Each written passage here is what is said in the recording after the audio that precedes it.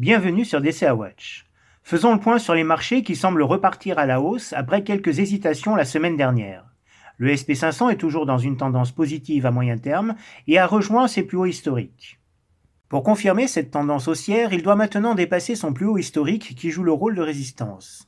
Ceci dit, bien que les voyants soient au vert, ce n'est pas une période pour acheter, car la configuration du SP500 était acheteuse il y a un an.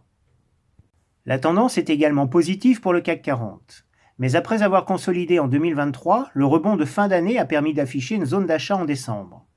Actuellement, l'indice reste sous la résistance de son plus haut historique, tout en se maintenant au-dessus de son EMA 13. Et il faut noter que la contre-performance de LVMH plombe aussi l'indice. Du côté des matières premières, l'or se maintient au-dessus de ses plus hauts historiques de 2020, 2022 et 2023, ce qui est très positif.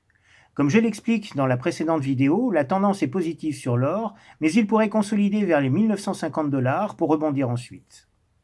Pour l'instant, le VIX, l'indice de la peur, est au plus bas depuis 2020 avant le Covid. Il évolue à plat depuis plusieurs semaines. Mais il se rapproche de son EMA 13, ce qui pourrait indiquer un retournement de tendance avant la fin du mois de janvier.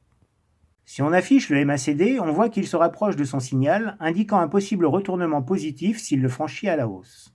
On serait actuellement dans la même configuration que août 2023 ou mai 2021.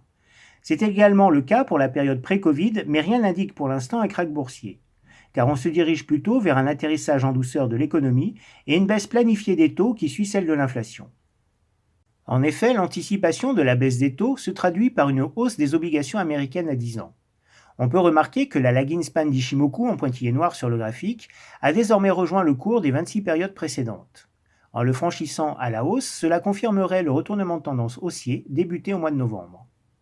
Donc, pour conclure, après quelques hésitations les premiers jours, les marchés actions semblent vouloir s'affranchir de leur plus haut historique, un peu à l'image du cours de l'or. Tandis que la baisse tendancielle des taux se confirme, seule son ampleur reste une inconnue.